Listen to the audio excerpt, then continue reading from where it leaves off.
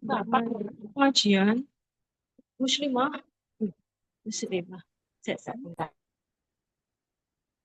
Baik, Mbak-mbak, ibu-ibu, aktivitas sekalian yang sudah hadir bersama di Zoom meeting, karena insya Allah narasumber kita, pemateri kita, Teh Karin sudah hadir ya, mungkin bisa kita mulai ya.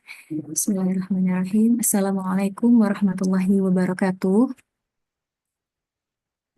Bismillah, innalhamdulillah nahmaduhu wa nasta'inuhu wa nastaghfiruh wa na'udzu billahi min syururi anfusina wa min sayyiati a'malina may yahdihillahu fala mudilla lahu wa may yudlilhu fala hadiyalah. Asyhadu an la ilaha illallah wahdahu la syarikalah wa asyhadu anna Muhammadan abduhu wa rasuluh. Allahumma shalli ala Muhammadin wa ala alihi wa sahbihi ajma'in. Amma ba'du. Alhamdulillahilladzi bi ni'mati tatimmus shalihat.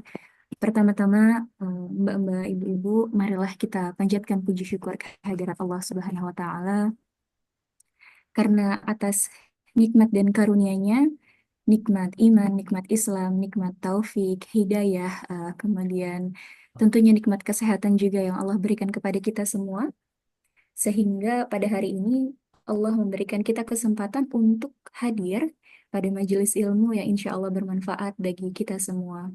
Selanjutnya, yang kedua, marilah kita haturkan salawat serta salam kepada junjungan kita, Nabi besar kita Nabi Muhammad SAW, manusia paling sempurna yang atas karena perjuangannya telah membawa kita dari zaman kegelapan sampai dengan zaman yang terang benderang, sampai dengan hari ini, alhamdulillah kita semua dapat merasakan manisnya ilmu, kebaikan-kebaikan yang beliau contohkan dari sunnah-sunnahnya yang mulia sebagai tuntunan hidup kita. Semoga diridhoi Allah Subhanahu wa taala.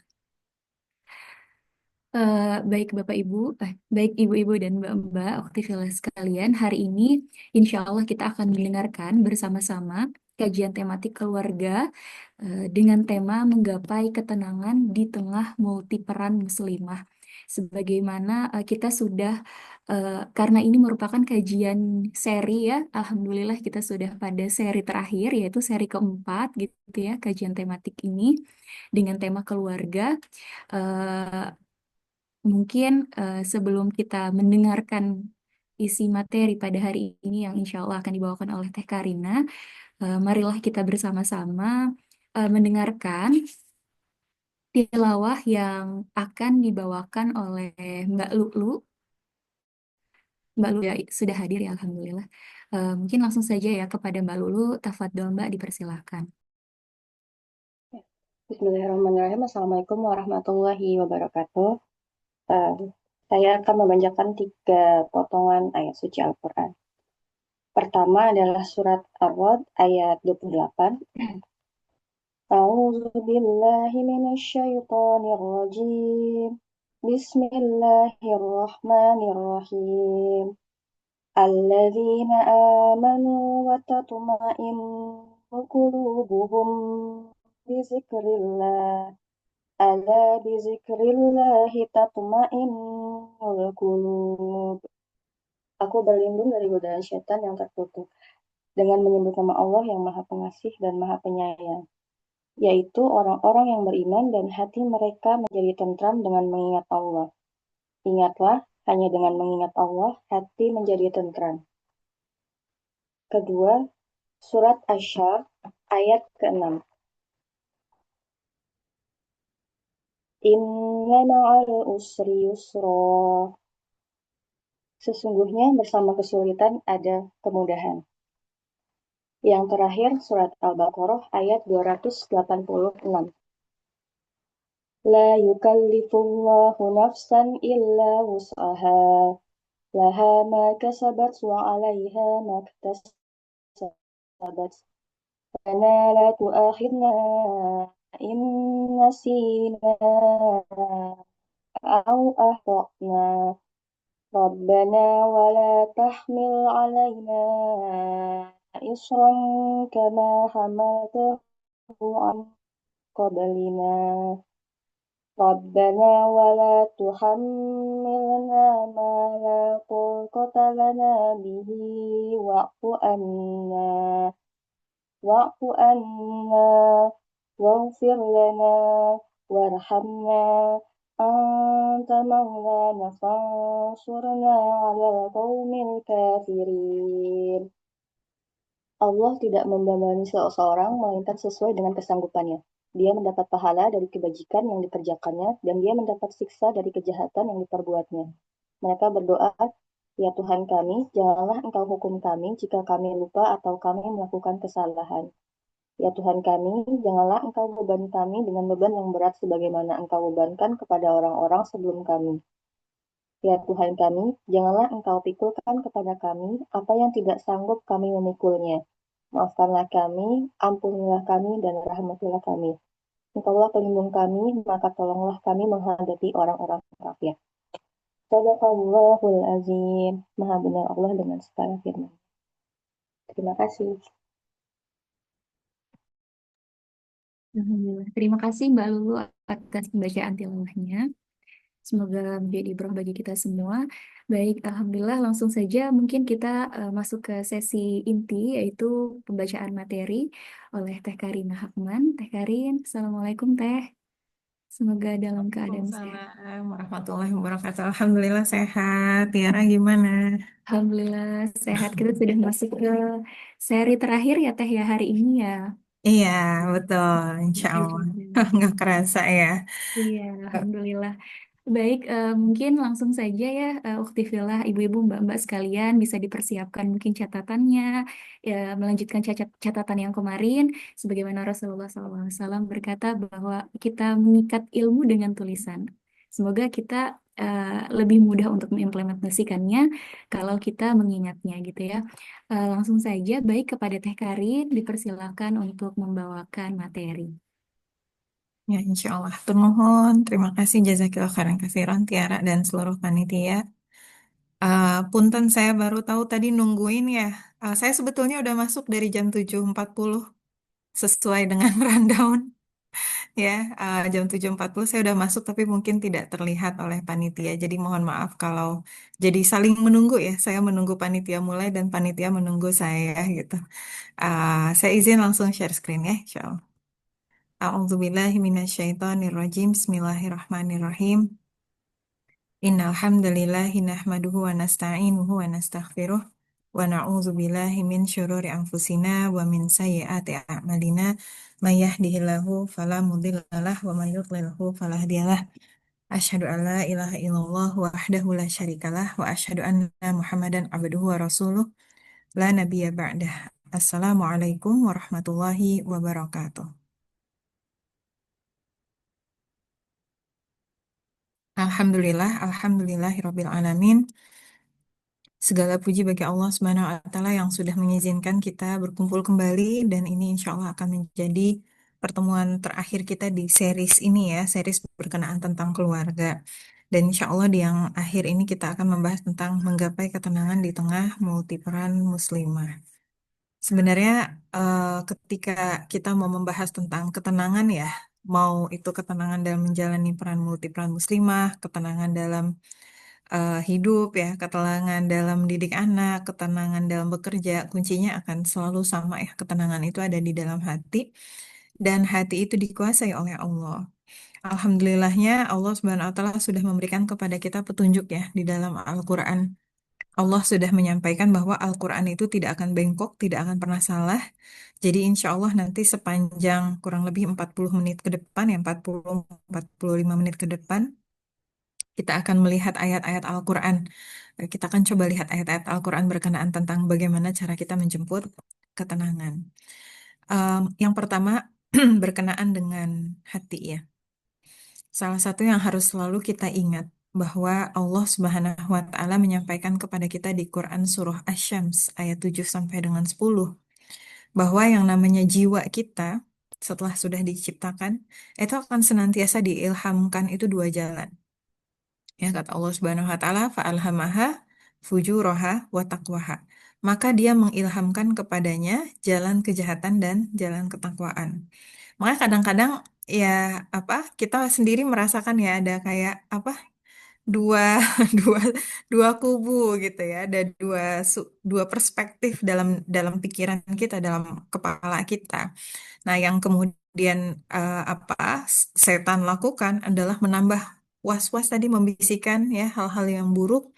Sementara Allah Subhanahu wa taala, para malaikat ya, kan ada malaikat yang juga mendoakan orang-orang beriman, malaikat yang mendampingi orang-orang beriman. Lalu kemudian ada juga Al-Qur'an, ada juga ilmu dan seterusnya yang kemudian mengajak kita kepada kebenaran, kepada ketakwaan, kepada kebaikan. Allah Subhanahu wa taala sudah menyampaikan, sungguh beruntung orang-orang yang menyucikan jiwa itu. Dan sungguh rugi orang yang mengotorinya. Ya. Qad aflaha man zakaha wa qad khaba man dasaha. Apa salah satu keuntungan orang-orang yang menyucikan jiwanya? Yakni hatinya ini akan memimpin keseluruhan tubuhnya, keseluruhan amalnya, keseluruhan akalnya, untuk kemudian berada di jalan yang benar gitu. Karena kuncinya ada di dalam hati tadi. Ya, di dalam salah satu hadis Rasulullah SAW mengingatkan kepada kita yang artinya, ingatlah bahwa di dalam jasad itu ada segumpal daging. Jika ia baik, maka baik pula seluruh jasad. Jika ia rusak, maka rusak pula seluruh jasad. Ketahuilah bahwa ia adalah qalb, hati ya. Qalb ini kalau secara fisiknya kan jantung, kalau secara maknawinya adalah hati. Jadi kalau jantungnya rusak, rusak semuanya. Kalau hatinya rusak secara maknawinya, maka rusak semuanya. Makanya kadang-kadang ada orang-orang yang secara akalnya, teorinya tahu nih gitu ya. Harusnya kan bangun tidur tuh harusnya sholat dulu gitu. Harusnya bangun tidurnya jam sekian, harusnya udah selesai sholat, mungkin harusnya ngaji, habis ngaji olahraga sebentar, habis itu commute langsung gitu ya. Dan seterusnya. Harusnya pulang dari kantor itu setelah bebersih, fokus sama anak, menghadirkan hati, menghadirkan jiwa sepenuhnya gitu ya untuk keluarga. Kadang-kadang ketika hatinya tidak tenang, walaupun secara akal dan pikirannya udah bilang, kamu harusnya gini, kamu harusnya begitu. Hatinya bilang apa? Enggak, aku nggak mau. Ya. Dan hati inilah tempat di mana hawa nafsu itu bernaung. Ya. Di dalam diary-nya gitu ya, catatannya mungkin udah ditulisin, jam sekian saya mau nginiin, jam sekian saya mau melakukan ini, mau melakukan itu. Hatinya tapi nggak mau, nggak dikerjain juga. Ya. Tapi sebaliknya, ketika hatinya ini tenang, hatinya ini baik, hatta sekalipun misal tubuhnya ngerasa males buat sholat, tapi hatinya merindukan sholat, dia akan sholat juga gitu. Ya. Eh, rasanya berat sekali mau membaca Al-Quran, tapi hatinya kemudian ingin memaksakan diri membaca Al-Quran, maka akan dipaksakan juga gitu. Jadi hati ini dia menguasai segala sesuatu. Sama juga kayak orang ya mau mengelola marah. Udah tahu teorinya ya, dari mulai tarik nafasnya, udah mulai istighfarnya, udah mulai eh, apa ambil wudhunya gitu ya, dari berdiri, duduk, duduk dan sebagainya. Tapi kalau hatinya nggak lapang, hatinya nggak kuat, nggak bisa juga. Contoh lain ya, iri hati itu benar atau salah? Salah, saya yakin semuanya bisa menjawab bahwa iri hati itu salah. Tapi kenapa orang kemudian tetap melakukan iri hati? Karena hati tadi, ya, hatinya dia tidak bisa mengelola hatinya. Allah Subhanahu wa taala memberikan kepada kita jalan-jalan untuk mengaruniakan hati kita ini sebuah ketenangan, sehingga dalam keadaan apapun ya dia bisa senantiasa bersabar, dia bisa senantiasa bersyukur, bisa senantiasa jauh dari iri hati, dari sombong, dari ujub dan seterusnya, sehingga hatinya akan merasakan itminan, tenang yang tadi dibacakan di awal ya. Apa? Ala bidzikrillah tatmainnul qulub. Ingatlah, hanya dengan mengingati Allah, hati itu menjadi tenang, hati itu menjadi tentram.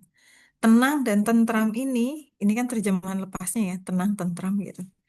Itu beda dengan eh, sekedar bahagia atau sekedar bersyukur sementara, enggak.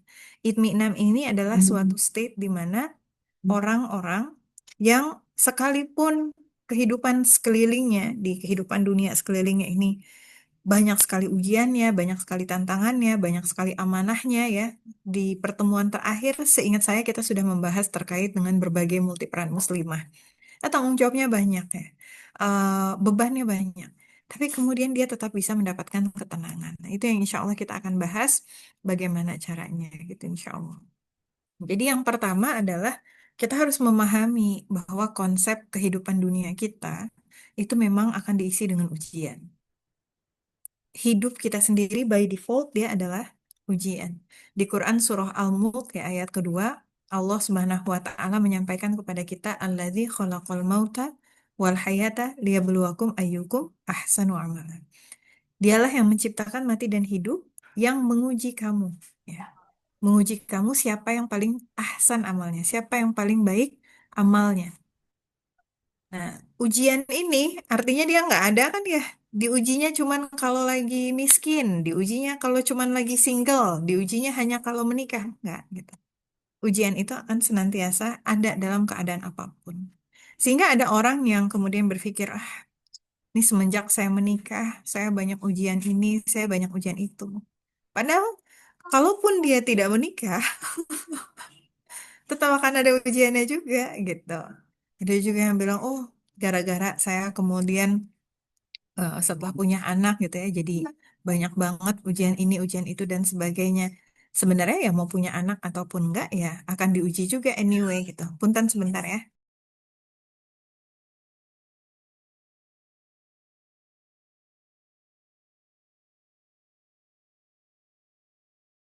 Jadi apapun pilihan kehidupan kita, kita akan diuji juga.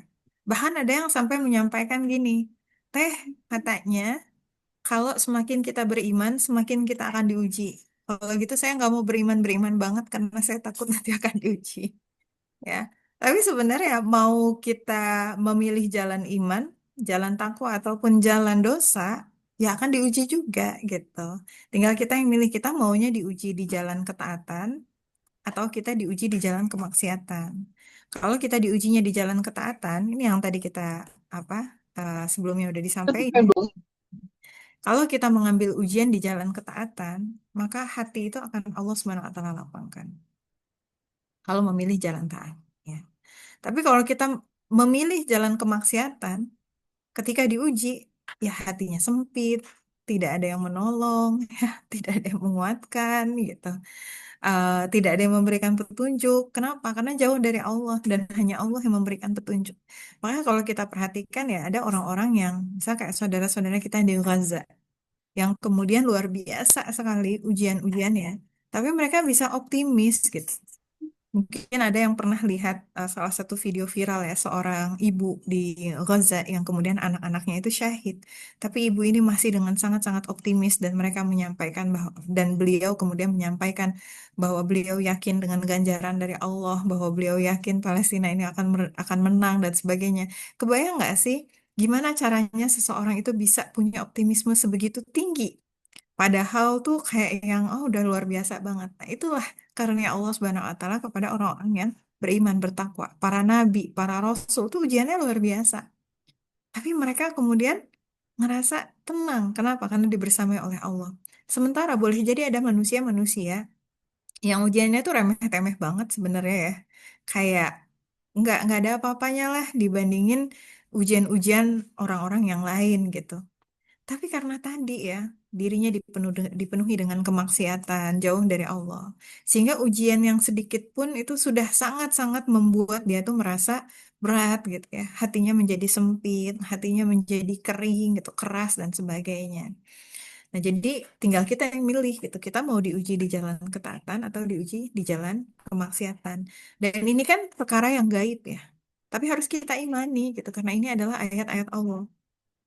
Mem sini ya. Allah akan mengilhamkan kepada kita dua jalan, jalan jahat dan jalan takwa, dan kita diberikan kesempatan untuk memilih. Tapi kalaulah kita diuji, ada satu hal juga yang kemudian kita harus ingat. Ya, ketika Allah menyampaikan dan kami pasti akan menguji kamu dengan sedikit ketakutan, kelaparan, kekurangan harta, jiwa dan buah-buahan, Allah memulainya dengan walinabluwannakum bisyai'in. Dengan sedikit. Nah, cuma sedikit aja. Artinya apa sih? Dari sekian banyak ketakutan yang kita miliki, yang Allah timpakan kepada kita itu cuma sedikit. Dari sekian banyak nikmat yang Allah SWT karuniakan kepada kita, yang Allah ambil itu cuma sedikit. Dari sekian banyak harapan kita, cita-cita kita yang kita inginkan, yang Allah ambil itu, yang Allah ujikan kepada kita cuma sedikit. Jadi bayangin nggak?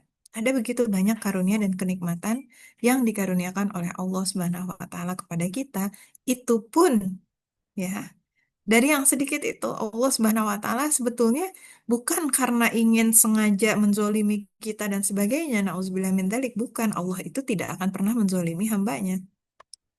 Allah karuniakan ujian-ujian itu untuk apa ini? Wabasyiris sabirin. Sampaikanlah kabar gembira kepada orang-orang yang sabar. Allah menginginkan kita mendapatkan derajat yang lebih tinggi di surga. Allah Subhanahu wa taala menginginkan kita untuk mendapatkan kebaikan. Allah Subhanahu wa taala menginginkan kita mendapatkan pahala. Melalui ujian-ujian tersebut, Allah Subhanahu wa taala memberikan kepada kita kesempatan dan peluang, privilege. Karena apa? Sabar itu, kata Allah Subhanahu wa taala, yang artinya hanya orang-orang yang bersabarlah yang disempurnakan pahalanya tanpa batas. Kan kita mau masuk surga ya, hidup kita cuma sebentar. Hidup kita sebentar banget. Ya, kita mau masuk surga. Nah, mau masuk surga itu butuh apa? Butuh amal-amal solih kan ya. Amal solih di dalam Islam itu tidak terbatas pada sholat, pada tilawah, pada haji, dan seterusnya. Amal Islam juga berkenaan tentang Ya, bagaimana akhlak kita kepada Allah Subhanahu wa taala ketika kita diuji. Bagaimana akhlak kita kepada sesama manusia dan seterusnya gitu ya. Yang berikutnya, yang kedua adalah memahami konsep takdir ya. Salah satu yang membuat orang-orang itu tidak tenang. Kenapa? Karena tidak menerima takdirnya. Kenapa ya ini gini? Kenapa ini gitu? Kenapa ya? Kok malah dia yang mendapatkan apa yang kita cita-citakan? Ada dua orang mahasiswi ya. Dua-duanya sama-sama mau nikah. Yang satu rajin banget ikutan ke kelas pranikah. Nggak tahu yang nikah temennya duluan. Kenapa dia yang nikah duluan? Kan saya yang rajin ikutan pranikah. Ya. Nanti udah masuk kerja, udah lulus kerja gitu ya. Ada dua orang karyawan gitu. Yang satu ini rajin banget, luar biasa. Yang satu mah, gitulah kerjanya gitu ya, ngasal dan sebagainya. Ternyata yang ngasal itu yang kemudian dipromosiin. Jadi yang rajin kerja tuh mikir, kok dia sih yang dipromosiin? Kan aku yang lebih rajin kerja. Udah gitu nikah gitu ya, punya anak gitu, ketemu sama biasa sesama orang tua. Kenapa ya anaknya bisa begini, anaknya bisa begitu, dan anak saya tidak begini, anak saya tidak begitu, dan sebagainya. Ada begitu banyak episode-episode kehidupan di dalam dunia kita yang dikaruniakan oleh Allah Subhanahu wa Ta'ala, dan itu adalah hak prerogatifnya Allah. Kita harus paham. Ya. Jangankan urusan kita. Ini Quran Surah Al-An'am ayat ke-59, yang artinya tidak ada sehelai daun pun yang gugur yang tidak diketahuinya. Ini kan panjang ya. Tidak ada sebutir biji pun dalam kegelapan bumi, dan tidak pula sesuatu yang basah dan yang kering yang tidak tertulis di dalam kitab yang nyata, yakni Lauh Mahfuz. Jadi semua kunci-kunci yang gaib itu semuanya sudah digenggam oleh Allah Subhanahu wa taala. Semuanya sudah tertulis. Jadi ada semacam, kita bilangnya mungkin kayak apa, main savingsnya lah gitu ya, tempat penyimpanan yang utamanya itu di Lauh Mahfuz ya. Terus kalau udah semuanya tertulis, apa gunanya kita berusaha? Nah, yang di Lauh Mahfuz tuh semuanya adalah grand design keseluruhannya. Di dalam situ ada pilihan-pilihan yang diberikan oleh Allah Subhanahu wa taala. Tinggal kita yang milih. Balik lagi ke Quran surah Asy-Syams tadi yang pertama, ayat 7 sampai dengan 10. Kita mau milih takdir yang baik atau takdir yang buruk? Ya. Itu adalah bagian dari hak kita untuk memilih. Hak kita bagaimana merespon takdir-takdir yang sudah diberikan oleh Allah Subhanahu wa taala. Kenapa Allah Subhanahu wa taala sampaikan itu? Ya, di Quran surah Al-Hadid ayat 22 sampai dengan 23, Allah Subhanahu wa taala kemudian menyampaikan, "Dikaila ta'sau ala ma fatakum wa la tafrahu bima atakum." Yang artinya adalah, yang demikian itu adalah supaya kamu tidak bersedih hati terhadap apa yang luput dari kamu, dan jangan pula terlalu gembira terhadap apa yang diberikannya kepadamu. Maksudnya apa? Tidak bersedih hati ini terhadap apa yang luput itu meratapi gitu ya. Supaya kita itu tidak meratapi apa-apa yang sudah berlalu. Misal kayak yang coba aja dulu tuh gini ya gitu. Coba aja dulu tuh gitu ya. Dan kadang-kadang itu terjadi ya. Coba aja kalau kamu dulu gini. Bahkan kadang-kadang bukan hanya dari kita. Orang-orang serangga sekeliling kita kan yang ngasih tahu. Kamu sih dulu nggak gini. Kamu sih dulu nggak gitu. Makin aja bikin kemudian jadi nggak tenang gitu ya. Padahal Allah Subhanahu wa taala melarang kita ya. Rasulullah SAW melarang kita untuk berandai-andai. Jangan pernah berkata yang coba aja begini, andaikan aku begini, pasti aku akan begitu. Kita nggak pernah tahu. Dan itu adalah jalan masuknya syaitan. Untuk apa-apa yang sudah berlalu, dah qadarullah gitu ya. Dan juga jangan terlalu gembira terhadap apa yang diberikannya kepadamu. Apa maksudnya terlalu gembira? Apakah nggak boleh bersyukur? Bersyukur boleh. Bahkan apa mensyukuri itu kan termasuk salah satu ketaatan kita kepada Allah Subhanahu wa taala. Yang tidak boleh itu gembira yang kemudian membuat kita menjadi sombong, euforia ya. Dan ini pun termasuk dari ujian dari Allah Subhanahu wa taala. Kadang-kadang manusia lupa bahwa salah satu bentuk ujian juga adalah ujian kesenangan. Misal ketika kemudian begitu dimudahkan kehidupannya ya. Ketika kuliahnya nilainya bagus, udah lulus langsung dapat kerja, habis itu langsung nikah, habis nikah langsung dapat anak, anaknya lucu-lucu, pokoknya semuanya kayak lancar. Ujiannya masuk.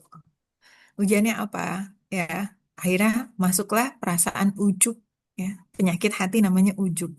Ujub itu adalah penyakit hati, yakni dia takjub kepada dirinya sendiri dan dia lupa atas karunia Allah Subhanahu wa taala. Dia merasa dirinya lebih baik dari orang lain, ya. Dia nggak menyombongkan itu di hadapan orang lain, bahkan boleh jadi di hadapan orang lain dia terlihat seperti tawadu, terlihat seperti orang yang humble di hadapan orang lain ya. Padahal di dalam hatinya ternyata dia berpikirnya apa? Gue keren banget nih. Ini semua adalah karena kerja keras gue nih. Ini semua karena gue pinter. Ini semua karena gue begini. Ini semua karena gue begitu dan sebagainya. Nah itu juga menjadi ujian, ya. Nah orang-orang yang seperti itu juga nanti akan, ya, nauzubillah min dzalik gitu ya. Ketika diuji dengan kesulitan dan apa, itu akan berat gitu. Kenapa? Karena tadi ya dia tidak mengaitkan itu kepada takdir Allah. Sehingga pemahaman tentang takdir itu sangat-sangat penting untuk kita bisa tenang dalam hidup, meyakini bahwa oh ya ya, semua itu sudah dikaruniakan oleh Allah Subhanahu wa taala. Sehingga ketika kita gagal, kita itu tidak nelangsa atau putus asa. Ketika kita berhasil, kita tidak sombong dan jumawa. Ketika ada sesuatu yang diambil oleh Allah Subhanahu wa taala, kita itu tidak sampai meratap. Tapi ketika kemudian Allah Subhanahu wa taala mengaruniakan kepada kita bahagia, kita betul bisa-bisa kita akan menjadikan kebahagiaan itu sebagai bagian dari taat kepada Allah Subhanahu wa taala. Jadi kan luar biasa ya perasaan orang-orang yang tenang itu, nah itminan itu kehidupannya itu terjaga antara harap dan takutnya itu seimbang. Ya, jadi bukan berarti orang yang tenang itu emotionless ya, kayak nggak punya emosi. Enggak, orang yang tenang itu bisa bersedih, bisa tertawa, dia merasakan bahagia, merasakan tangis ya, dan seterusnya gitu. Tetapi lisannya tidak pernah mengatakan sesuatu yang buruk kepada Allah, dan dia tidak pernah berburuk sangka kepada Allah Subhanahu wa taala gitu ya. Insya Allah. Nah, ini yang ketiga. Ini saya mohon maaf kalau saya minum terus. Karena kayaknya lagi agak-agak mau flu, jadi saya berjuang supaya nggak kena flu. Kerasa kering banget, jadi mulut kering, sini kering, tahu kan ya, kayak like eh, kayak masa-masa menjelang flu itu, yang hidung, tenggorokan dan ini. Jadi saya mohon maaf kalau saya banyak minum ya, Insya Allah. Nah yang ketiga, bagaimana kita memahami bahwa setiap ujian itu atau setiap episode kehidupan kita, setiap amanah dalam kehidupan kita itu tidak akan melebihi dari kesanggupan kita. Ini sempat dibahas juga di pertemuan terakhir, cuman waktu itu konteksnya berkenaan tentang multiperan. Sekarang tentang menggapai ketenangan. Apa sih yang kadang-kadang bikin kita ngerasa nggak tenang ketika ada sesuatu yang tidak sesuai dengan harapan kita?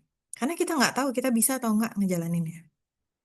Mulai ngerasa takut kan, gitu. Itu kayak orang misalnya ya lagi jalan pakai Google Maps gitu kan, santai-santai tinggal ngikutin gitu ya. Tiba-tiba kemudian sinyalnya mati.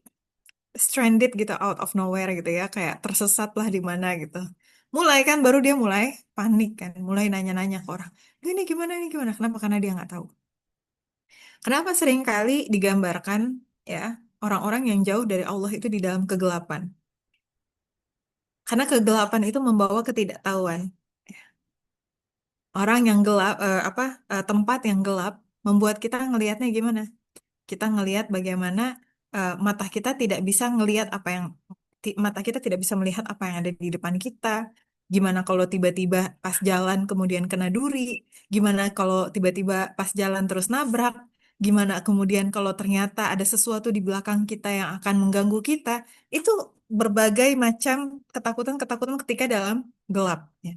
Bahkan di tempat yang sudah diketahui, misalnya mati lampu gitu. Siapa yang waktu kecil pas mati lampu terus langsung teriak, gitu kan ya. Karena nggak kelihatan, nggak tahu, nggak ngerasa aman. Tapi begitu lampunya nyala, baru kelihatan. Oh iya ya, gitu ya. Semuanya baik-baik saja. Nah, dalam kehidupan manusia, begitu juga ya, ketika menjalani hidup, ada begitu banyak hal yang nggak diketahui. Masa depan itu nggak diketahui. Ya, bagaimana eh, anak, bagaimana suami, bagaimana pekerjaan, bagaimana kesehatan. Mungkin ada yang diuji dengan sakit. Kapan ya penyakit ini akan sembuh? Kapan ya beban ekonomi ini akan hilang? Kapan ya akan begini? Kapan ya akan begitu? Ada banyak banget. Nah, ketika ketidaktahuan tadi, rasa takut tadi tidak dikelola dengan baik, itu akan sangat-sangat menguras energi, pikiran, waktu, tenaga, dan seterusnya gitu ya, dan perasaan.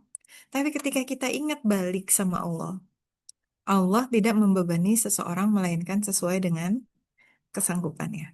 Allah itu ketika memberikan amanah kepada kita, Allah kan tahu.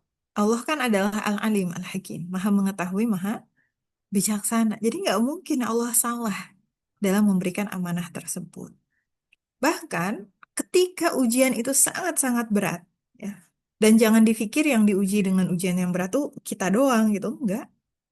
Nih, sampai dengan orang Rasulullah Shallallahu Alaihi Wasallam dan orang-orang yang beriman bersamanya tuh berkata, mata Nasrullah, kapankah datangnya pertolongan Allah?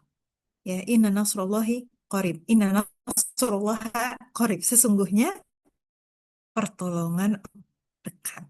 Jadi bukan berarti kan ada ya, walaupun alhamdulillah ini generasi bukan tentang kan ada yang kemudian mengatakan bahwa kamu kalau misalnya bersedih, kamu kalau kemudian begini jadi kurang iman gitu ya. Kata siapa gitu. Bahkan Rasulullah SAW dan orang-orang beriman tuh berdoa sama Allah, kapankah datangnya pertolongan Allah? Saking beratnya ujian yang mereka rasakan. Jadi bukan berarti kita tuh nggak punya emosi, tapi bagaimana kita mengelola emosi tersebut. Ini kan rasa takut kapan pertolongan ini datang. Ya. Tapi kemudian Allah SWT menyampaikan kepada kita, sesungguhnya pertolongan Allah itu dekat. Ya. Ini adalah sesuatu yang harus kita yakini. Dan ketika disampaikan ini, tenanglah Rasul dan juga orang-orang beriman. Jadi bisa kita bayangkan, mereka yakin dengan janji Allah. Pertolongan Allah itu dekat. Nah, pertanyaannya kita yakin nggak kalau pertolongan Allah itu dekat? Yakin nggak kalau Allah akan menolong kita? Yakin nggak bahwa si ujian atau episode kehidupan atau apapun yang sedang dikhawatirkan itu akan selesai? Yakin nggak bahwa amanah-amanah yang dikaruniakan oleh Allah itu ya semuanya juga akan Allah bantu untuk selesaikan gitu ya. Jadi ketika misalnya ada orang, atau jangan orang lah ya, kita lah ya gitu ya. Dalam keadaan kondisi yang sangat, sangat, sangat, sangat, apa istilahnya ya, gelap, bingung, takut, dan campur aduk lah ya, dan sebagainya. Mungkin salah satu yang perlu kita ingatkan kepada diri kita adalah, Tuhan kamu, kita ini adalah orang yang bertuhan atau tidak. Kita ini punya Tuhan atau tidak? Kalau kita punya Tuhan, Tuhan kita siapa?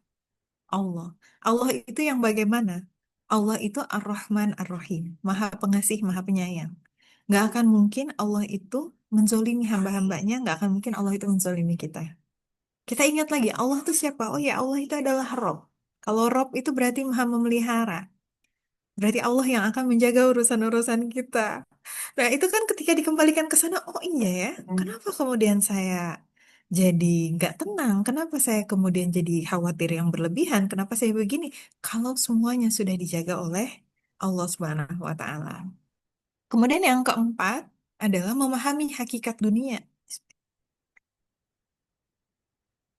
Ini salah satu jebakan banget.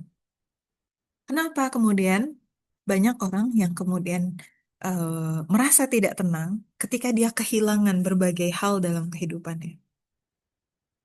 Karena dia menganggap hal yang hilang tadi itu sangat-sangat berharga baginya. Ya. Tapi kalau kita sekarang melihat dari perspektif keseluruhan masa hidup jiwa kita, ruh kita itu nggak hanya hidup di dunia loh. Ruh kita nanti akan dibangkitkan kembali di akhirat, ya. Dan itu dari mulai alam barzah nanti kita sudah dibangkitkan dalam wujud di alam yang baru, alam barzah kan ya namanya.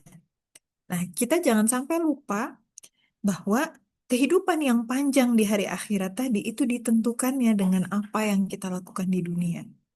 Apa ini kaitannya tadi dengan apa ketenangan dan sebagainya?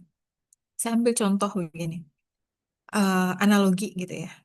Ada em, ada seseorang dia punya dua tas. Yang satu tas ini isinya 1.000 rupiah. 1.000 rupiah zaman sekarang bisa beli apa ya? eh Mungkin apa 1.000 rupiah buat bayar parkir aja udah nggak cukup ya 1.000. Pokoknya sih satu dompet atau tas tadi isinya 1.000. Yang satu lagi isinya 1 miliar, misal ya. Butuh tas berapa ya untuk 1 miliar? Kayaknya nggak cukup deh. 10 juta aja lah biar gampang. Yang satu lagi isinya 10 juta. Terus ada pencopet lewat. Pencopet lewat ini, terus dia ngambil lah si dompet yang isi 1.000. Kira-kira respon kita gimana? Alih-alih kita ngerasa bersedih, mungkin kita akan justru ngerasa kasihan sama pencopetnya. Ya ampun, kasihan banget ini pencopet udah mau nyopet, dapatnya cuma 1.000 gitu kan. Dan kita nggak akan merasa kehilangan. Kenapa? Karena buat kita 1.000 itu tidak berharga. Kita ngerasa apa? Aduh, bersyukur banget yang diambil itu bukan yang 10 juta. Kebayang kalau yang diambil 10 juta. Karena si 10 juta tadi lebih berharga. Ya, ini sebuah analogi. Nah, sekarang kita tarik dalam perbandingan kehidupan kita di dunia dengan kehidupan di akhirat. Ada kehidupan dunia, lalu kemudian ada kehidupan di akhirat. Mana yang lebih penting, kebahagiaan di dunia atau kebahagiaan di surga? Semua di antara kita akan selalu menyampaikan kebahagiaan di surga, insya Allah, biiznillah, bifadlillah. Kalau kita yakin, kalau kita beriman. Pertanyaannya, kita beriman nggak dengan surga? Yakin nggak bahwa kebahagiaan di surga itu akan mengalahkan segala kebahagiaan yang ada di dunia? Yang kata para ulama, ya, kebahagiaan di alam kubur saja, kenikmatan kan ada nikmat kubur ya. Kapan-kapan deh insya Allah kita bahas kalau misalnya nanti ada rezeki ketemu lagi ya. Kita bahas tentang hari akhir perjalanan dari mulai sakaratul maut, alam barzah, hari dibangkitkan dan seterusnya sampai dengan ke surga gitu ya. Tapi ini singkat cerita aja, hanya untuk menjelaskan ini. Di alam barzah saja, ya, orang-orang yang beriman, calon-calon penghuni surga, itu tempat tidurnya aja dibawa dari tempat tidur surga. Versi mininya. Kalau surga itu movie-nya gitu ya, realnya nanti ini ada teasernya. Udah ngerasain dikit-dikit. Nah, mereka nanti akan di apa? Kuburnya itu akan diluaskan sejauh mata memandang dan ini hadis sahih, ya. Lalu kemudian dia bisa berkumpul dengan orang-orang yang solih dan solihah yang dia kenal selama dia di dunia dan mereka saling bertanya-tanya, gimana kabarnya ini, gimana kabarnya itu. Kayak bisa dibayangkan dan kata para ulama, nikmat kubur itu jauh lebih nikmat dibandingkan nikmat apapun yang ada di dunia. Dan nikmat surga jauh lebih nikmat dibandingkan apapun yang pernah dirasakan di alam kubur. Jadi kalau kita bikin perbandingan, dunia itu worthless banget, nggak ada nilainya, nggak ada harganya. Di dalam salah satu hadis, bahkan Rasulullah SAW menjelaskan bahwa dunia itu lebih lebih hina ya, lebih hina, nggak ada harganya dibandingkan sebelah sayap nyamuk. Siapa yang kalau nangkep nyamuk masih kelihatan sayapnya? Sayapnya ya kadang-kadang udah langsung hancur begitu ditangkap. Pas dilihat sayapnya udah hancur gitu. Di hadis yang lain sayap lalat yang digunakan perumpamaan. Beda narasi saja ya. Sayap lalat, sayap nyamuk apapun itu. Yang jelas itu hina. Ya. Di hadis yang lain disampaikan bahwa dunia itu lebih hina dibandingkan bangkai keledai yang telinganya rusak. Jadi bisa kita bayangin nggak? Bentar ya. Aduh, orang punya jalan sih.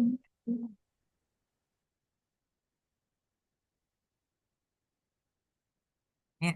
Jadi kita bisa bayangkan bagaimana hina dinanya dunia ini.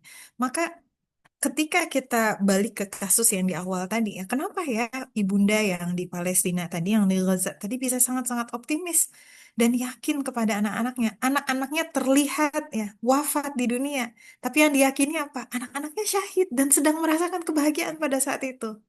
Kenapa? Karena dia yakin bahwa yang dunia tadi adalah sementara aja. Ya. Begitu juga dengan kita. Mungkin ada yang diuji dengan ujian macam-macam ya. Ada yang diuji dengan ujian keuangan, finansial.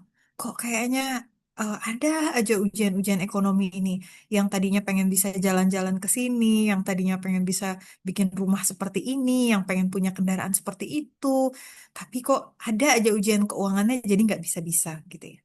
Ada yang mungkin diujinya dengan belum memiliki anak sekian tahun gitu ya, sudah menikah, sudah ikhtiar, mengeluarkan puluhan bahkan mungkin ratusan juta. Dan kasus-kasus ini saya ambil dari kasus-kasus yang memang pernah dicurhatkan ke saya. Ya, sekian lama nanti memiliki anak. Ada juga yang kemudian dikaruniakan anak namun berkebutuhan khusus sehingga harus mengeluarkan energi yang luar biasa besar untuk mengurus, mendidik anak yang berkebutuhan khusus tadi. Ya, ada juga yang kemudian ujiannya adalah ujian belum mendapatkan jodoh, sudah usia 40 tahun, sudah usia 45 tahun, belum juga dipertemukan dengan jodohnya. Yang semua itu berat memang, ya. Tapi ketika kita membayangkan bahwa seberat-berat ujian tersebut, berapa lama lagi ya hidup di dunia? Mau berapa tahun? 60 tahun, 70 tahun, 80 tahun? Setelah itu selesai ujiannya. Dan kalau bersabar menjalani ujian tadi, maka Allah Subhanahu wa taala akan karuniakan nikmat kubur sampai dengan hari kiamat datang. Dan Allah akan bangkitkan dalam keadaan dimuliakan. Dan nanti masuk ke dalam surga selama-lamanya dalam penuh kenikmatan. Itu luar biasa banget ketika kita membayangkan akhirnya si 80 tahun perjuangan tadi itu nggak ada apa-apanya gitu. Tapi kalau ingkar kepada Allah, marah-marah, nggak nerima takdirnya Allah Subhanahu wa taala gitu dan seterusnya gitu ya. Nauzubillah min dzalik, malahan menjadi siksa, ujian-ujian yang seharusnya menjadi jalan masuk ke dalam surga, malahan kemudian menjadi jalan siksa. Nauzubillah min dzalik.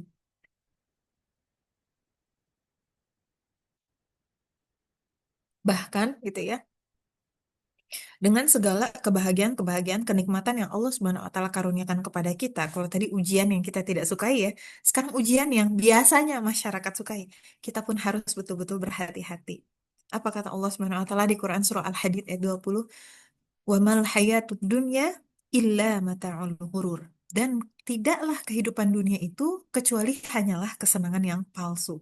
Artinya apa? Jangan sampai kita terbuai. Nah, buat yang mungkin sedang diuji dengan kesenangan ya, yang mungkin baru nikah, baru punya anak, atau baru nikahin anak malahan gitu ya, atau misalnya baru dipromosikan, baru apa, harus langsung ingat kepada Allah Subhanahu wa taala, itu semuanya datang dari Allah Subhanahu wa taala dan pertanyaan pertama yang kemudian muncul adalah bagaimana caranya menggunakan kebahagiaan ini, nikmat yang dikaruniakan Allah Subhanahu wa taala ini dalam rangka ibadah di jalan Allah Subhanahu wa taala.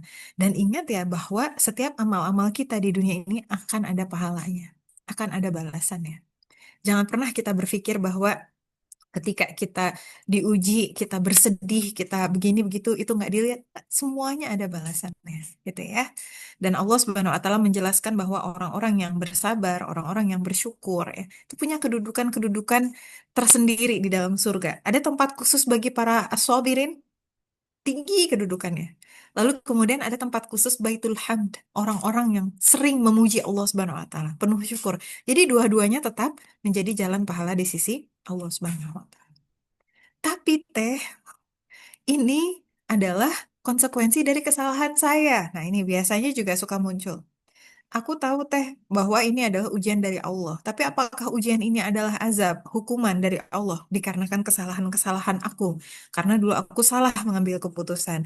Dulu aku nggak tahu ilmunya. Dulu aku nggak paham dulu aku begini, dulu aku begitu, dan seterusnya. Nah, kira-kira bagaimana nih kalau ternyata ujian kehidupan tadi adalah konsekuensi dari kesalahannya?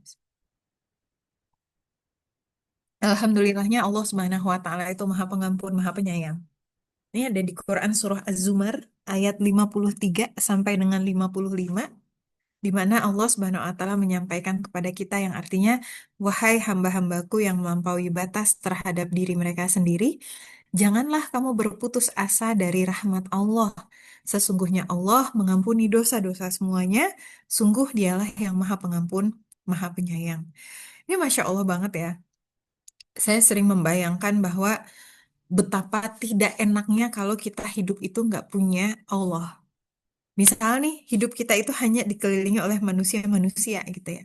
Dan setelah kita melakukan kesalahan, apa yang biasanya dilakukan manusia? Manusia itu ingat sama kesalahan kita. Manusia itu sulit untuk memaafkan.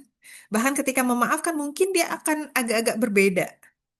Ya, mungkin satu kali dimaafin, dua kali dimaafin, yang ke-10 kali mungkin perilaku dia akan berbeda. Karena manusia terbatas. Allah Subhanahu wa taala Ar-Rahman Ar-Rahim, Maha Pengasih, Maha Penyayang, ya. Jadi jauh banget sama manusia. Yang manusia ini kalau misalnya kita melakukan kesalahan, susah maafin ya, Allah Subhanahu wa taala Maha Pengampun, Maha Penyayang. Dan Allah Subhanahu wa taala senang banget ketika kita kembali kepada Allah Subhanahu wa taala. Sehingga dalam keadaan yang paling desperate sekalipun, Allah bilang apa? Jangan berputus asa. Dan berapa banyak manusia yang kehidupannya tidak tenang, kenapa? Karena udahlah, dia udah putus asa sama kehidupan. Udahlah, biarin aja aku jadi ibu yang gagal. Udah, biarin aja hidup aku berantakan. Ah, udahlah, biarin aja anak aku begini. Ah, udahlah, biarin aja karir aku begitu. Ah, udahlah, kayaknya perkataan udahlah gitu ya. Kayak orang yang sudah tidak punya harapan lagi. Padahal kan kita punya Allah ya. Allah itu mampu mengubah segala sesuatu gitu. Nah, sehingga Allah Subhanahu wa taala memerintahkan apa? Jangan putus asa. Ketika kita putus asa, satu-satunya pihak yang bahagia itu siapa? Setan.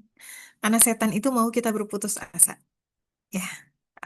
Jadi kalau misalnya Allah saja tidak berputus asa kepada kita, kenapa harus kita yang putus asa sama diri sendiri? Jadi bisa bayangin nggak? Allah yang maha kuasa nih, itu percaya sama kita. Kenapa kita nggak percaya sama diri kita sendiri? Allah yang maha pengasih, maha penyayang, sayang sama kita. Kenapa kita nggak sayang sama diri kita sendiri? Nah tentunya bukan berarti kemudian setelah melakukan kesalahan bertaubat dan diam aja, enggak gitu ya. Tapi kita harus kembali kepada Allah, ya kembalilah kamu kepada Rabbmu dan berserah dirilah kepadanya sebelum datang azab kepadamu. Kemudian kamu tidak dapat ditolong dan ikutilah sebaik-baik apa yang diturunkan kepadamu, yakni Al-Quran dari Rabbmu. Jadi sehingga ketika kita sudah kembali kepada Allah, bertaubat kepada Allah, harus ada aksi nyatanya. Nah, kita kembali kepada ayat yang tadi di awal-awal disampaikan.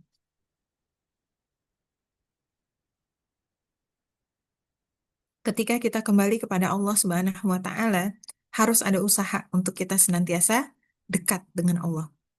Ini adalah beberapa rangkuman ayat ya. Jadi kan ayat tuh banyak banget. Ini beberapa ayat-ayat yang menurut saya cukup representatif. Yang pertama nih, ketika kita bicara tentang ala bidzikrillah tatmainnul qulub, hanya dengan mengingati Allah hati menjadi tenang, menjadi tentram. Bentuk mengingat Allah yang paling akbar, yang paling besar adalah sholat.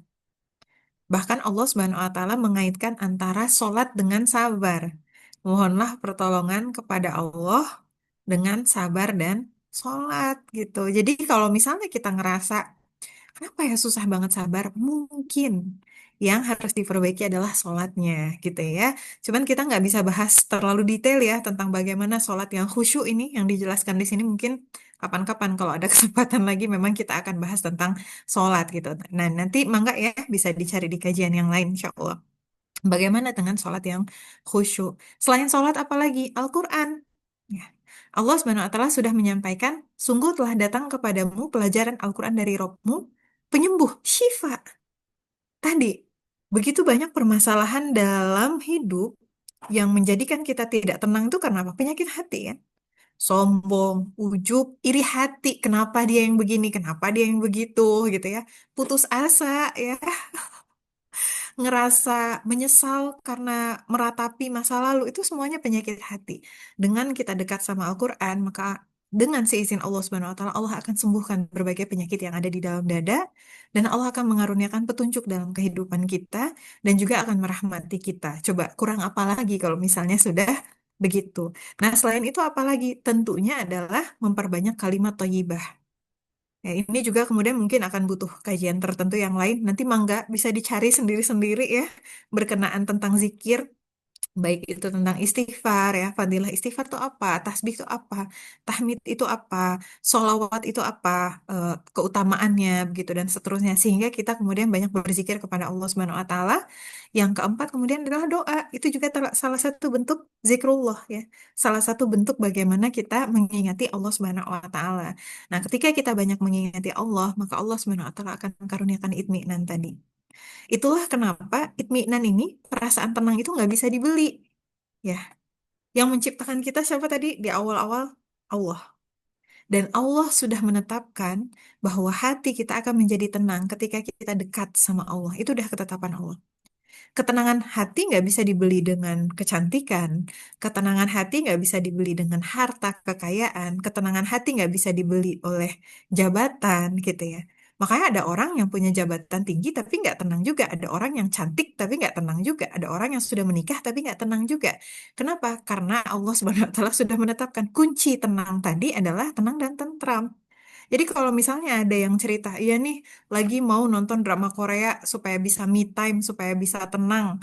Ya pada saat nonton drama Koreanya, iya lupa sama masalah sendiri. Begitu udah selesai, masalahnya masih ada, harus dihadapi juga gitu ya. Sehingga kemudian kita nggak bisa lari dari Allah sebetulnya. Kita harus kembali kepada Allah. Ini waktu saya udah habis sebetulnya. Ini dikit saya mention-mention saja ya. Sehingga ketika kita dekat sama Allah Subhanahu wa taala, Allah akan karuniakan kepada kita sabar dan syukur.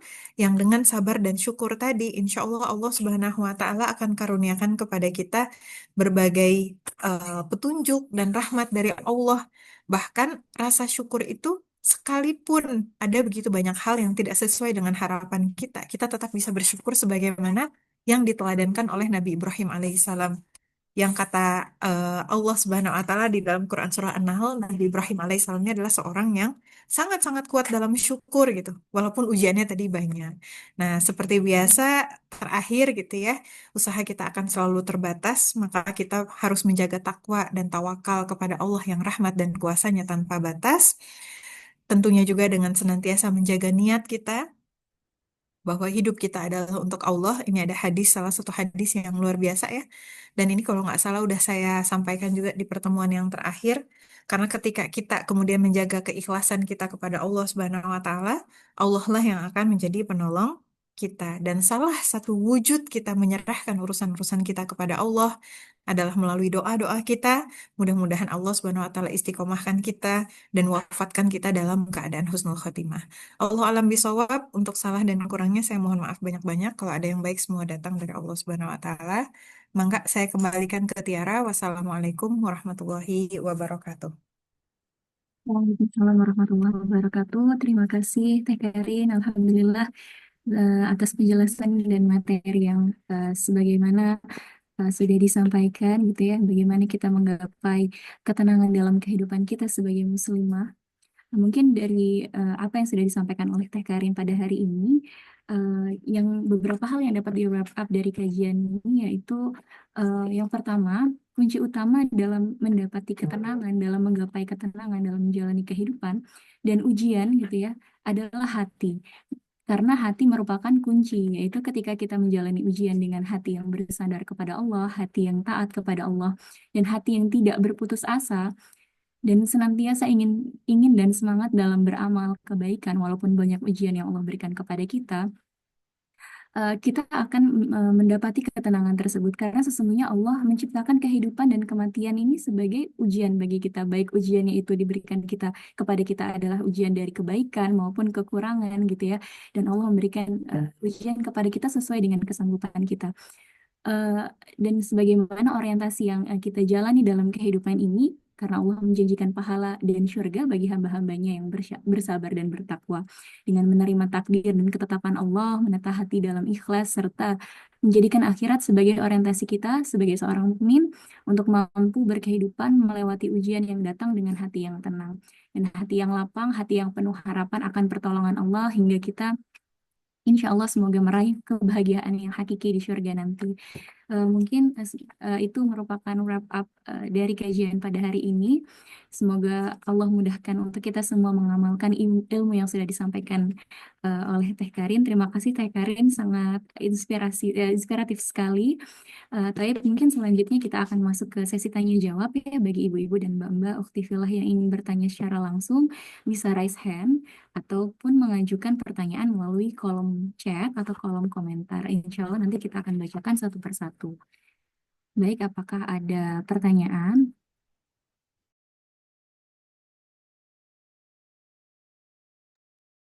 Kalau nggak ada juga nggak apa-apa, Tiara. Mudah-mudahan bisa kita amalkan. Insya Hmm, Sepertinya belum ada yang raise hand ya. Apa mungkin kita kita tutup aja ya Teh ya? Mangga, mangga. Ya, baik. Demikianlah sesi keempat kajian tematik pada hari ini yang merupakan juga sesi terakhir kajian tematik keluarga pada hari ini dengan tema menggapai ketenangan di tengah multiperan sebagai muslimah. Saya eh, sebagai MC mungkin mewakili panitia. Oh, maaf, Teh Karin, ternyata ada titipan pertanyaan. Jadi sebelum ditutup, kita bacakan satu pertanyaan ya. Pertanyaannya adalah amalan apa yang biasa Teh Karin lakukan sehari-hari untuk mendapatkan ketenangan? Masya Allah, subhanallah. Sebenarnya nggak ada yang baru ya. Maksudnya semua sudah disampaikan di materi. Biasa banget kok, insya Allah gitu ya. Cuman kalaulah ada salah satu yang enggak sih, semuanya biasa aja sih, Tiara. Ini Kak, soalnya pertanyaan personal ya. Apa yang dilakukan? Sama aja sholat, Al-Quran, zikrullah ya. Kayak tadi pagi saya masak dulu, jadi sambil ngupas kentang ya sambil zikir. Astagfirullah. Karena sambil mengupas kentang kan nggak mikir ya. Mengupas kentang itu bukan sesuatu yang kita harus berpikir. Jadi sambil saya muhasabah gitu. Jadi memang banyak ngingetin Allah aja. Di jalan juga ingat sama Allah. Jadi banyak-banyak muhasabah. Nggak ada yang baru, jadi mohon maaf ya. Udah mas satu pertanyaan, terus jawabannya kayak nggak ada sesuatu yang spesial. Tapi memang benar kok. Maksud saya gini, kadang-kadang ya, em, kita mencari jawaban-jawaban baru atau yang bombastis gitu. Tapi sebetulnya apa yang Allah Subhanahu wa taala sampaikan di dalam Al-Qur'an itu udah lebih dari cukup. Itu udah sempurna. Kita tidak perlu menambahkan hal-hal yang baru ya dan menjaga Allah sebagai Rob. Kita percaya bahwa Allah sebagai Rob dan basically semua yang tadi disampaikan di materi itu adalah hal-hal yang saya senantiasa berusaha untuk terus lakukan gitu insya Allah. Ya mohon doanya aja mudah-mudahan istiqomah. Jadi itu aja mungkin ya, Tiara. Allah alam, afwan Jidan. Syukran, jazakillah Teh. Tapi mungkin itu penting ya untuk diamalkan gitu. Karena bagaimana tadi juga sudah disampaikan dalam Quran surat Ar-Ra'd ayat 28 hanya dengan mengingat Allah hati menjadi tenang gitu. Dan Teh Karen tadi mencontohkan sambil mengupas kentang gitu. Jadi mungkin dalam kehidupan kita sehari-hari seharusnya kita bisa lebih mengamalkan zikir dan mengingat Allah dalam kegiatan kita yang mungkin kita bisa nyambi sambil berzikir gitu dan eh, ya mungkin ya sebagai kita sebagai pegawai gitu ya sambil bekerja mungkin sambil mendengarkan Zoom kita berzikir atau mungkin berangkat kerja naik kereta gitu ya terus sambil Hmm, masak dan seterusnya. Eh, betul. Walaupun ini ya, nanti takut dikeluarkan out of context. Jadi kayak yang zikir cuman disambi gitu, insya Allah nggak ya. Nanti proporsional aja, ada waktunya kita memang mengalokasikan diri untuk berzikir. Kayak misalnya habis sholat, itu kan waktu yang diutamakan untuk berzikir ya. Nah kalau pada sholat ya, kita nggak disambi gitu ya. Kalau misalnya kita lagi baca Al-Quran, kita nggak disambi. lagi apa qiyamul gitu misalnya ya, ibadah tahajud kita kemudian nggak disambi. Tapi di waktu-waktu lain beraktivitas yang lain, ketika kita nggak perlu mikir juga anyway gitu ya. Kan beda kalau misalnya lagi kerja yang lagi ini banget, yang penting kita niatkan karena Allah gitu ya. Itu saja sudah menghubungkan sama Allah. Tapi bukan hanya pada saat mengupas kentang ya, itu hanya contoh. Insya Allah. Ya, Teh. Eh, Insya Allah, semoga mudah dipahami. Oh, ternyata ada pertanyaan lanjutan ya.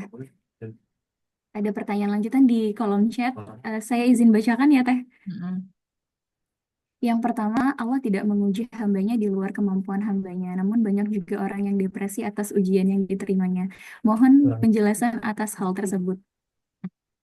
Jadi kalau kalau kita udah bicara depresi ini tergantung ya. Kita mau bicara depresi urban language, bahasa umum masyarakat manusia, atau sebagai sebuah diagnosa. Ya, kalau sebuah diagnosa itu berarti sudah masuk kepada ranah psikologis atau psikiatris. Itu ada ilmunya tersendiri dan memang itu ada.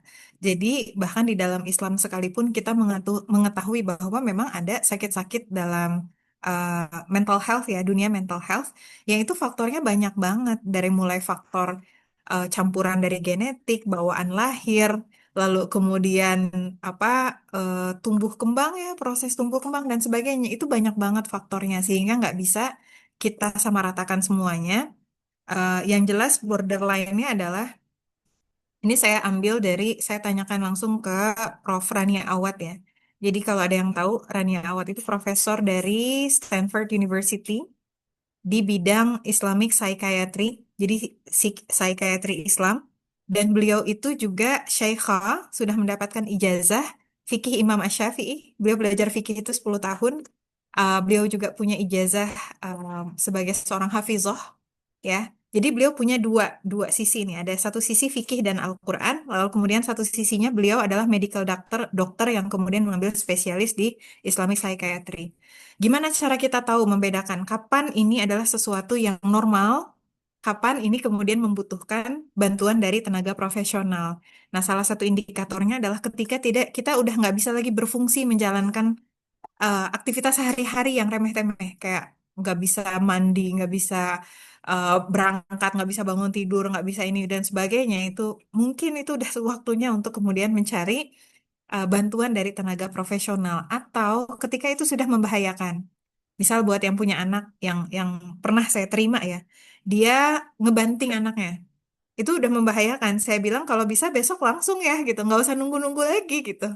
Besok langsung coba konsultasikan dengan tenaga profesional, karena nggak akan sama antara tenaga profesional, misalnya kayak kita bicara psikolog ya, yang udah belajar 4 tahun, lalu kemudian dia ada kayak semacam prakteknya dulu setahun 2 tahun untuk profesi ya dan seterusnya, atau misalnya kita bicara tentang psikiater yang mereka harus belajar kedokteran dulu selama 4 tahun, koas lagi 2 tahun, ngambil spesialis lagi 3-4 tahun, dengan orang yang sekedar baca di website atau denger YouTube.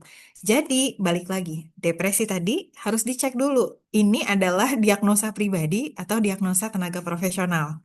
Ya, jadi kalau mau cari diagnosa, harus dari tenaga profesional. Saya nggak bisa ngasih diagnosa, gitu. Allah alam. Terima kasih, Teh, atas penjelasannya. Kemudian yang kedua, Assalamualaikum Teh, saya sebetulnya tidak ada pertanyaan Teh, tapi mau berterima kasih aja atas tips Teteh untuk produktif dan building Insya habits Allah. dari Teteh beberapa bulan lalu. Sangat membantu saya untuk belajar hal baru, seperti nekat belajar bahasa Mandarin mungkin ya. Ikut program murojaah lagi sampai sudah dapat job sebagai FG. FG mungkin fresh graduate ya, nganggur karena no manajemen waktu. Oh ini apa? Kesan pesan ya, kayaknya testimoni ya Teh ya. Eh, ada satu pertanyaan lagi ya Teh ya, izin. Orang yang belum bisa melupakan kezaliman orang lain terhadap dirinya, apakah termasuk hamba yang belum ridho atas takdir Allah? Ridho dan maaf bukan berarti lupa. Rasulullah SAW memaafkan ya orang-orang yang dulu pernah memerangi beliau, tapi bukan berarti beliau lupa. Jadi ada satu kisah ketika beliau kemudian setelah Fatul Mekah di Mekah ya, kemudian ada seorang sahabiah yang dulunya merupakan musuh Rasulullah SAW dan pernah eh, saya nggak sanggup membahasakannya ya, tapi intinya sangat-sangat kejam lah terhadap pamannya Rasulullah Shallallahu Alaihi Wasallam. Maka Rasulullah SAW tidak sanggup melihat wajahnya. Tapi Rasulullah SAW memaafkan. Jadi memaafkan dan ridho bukan berarti kita lupa. Bahkan kita bisa ingat. Ya. Sama kayak misalnya kita melihat orang-orang yang terkena musibah ditinggalkan oleh orang tersayang. Grief itu kan nggak ada batas waktu ya. Grieving, berduka ya. Kayak misalnya contoh Rasulullah SAW berduka atas wafatnya Khadijah radhiyallahu anha itu, bahkan sampai dengan akhir hayatnya, kata para ulama sirah, ya. Rasulullah SAW senantiasa merindukan Khadijah radhiyallahu anha. Tapi bukan berarti kemudian Rasulullah SAW tidak bisa move on kan. Beliau ingat dengan Rasulullah SAW, dengan Khadijah radhiyallahu anha, tapi beliau kemudian tidak menjadikan itu sebagai sesuatu yang menghalangi beliau untuk hidup lebih lanjut. Sama kayak tadi ya, ada orang yang zolim sebelumnya, ya, beliau memaafkan, beliau ridho, tapi ketika orangnya udah minta maaf ya, jadi orangnya udah minta maaf kan, udah minta ampun, bertaubat dan sebagainya gitu ya. Tapi bukan berarti kemudian beliau lupa.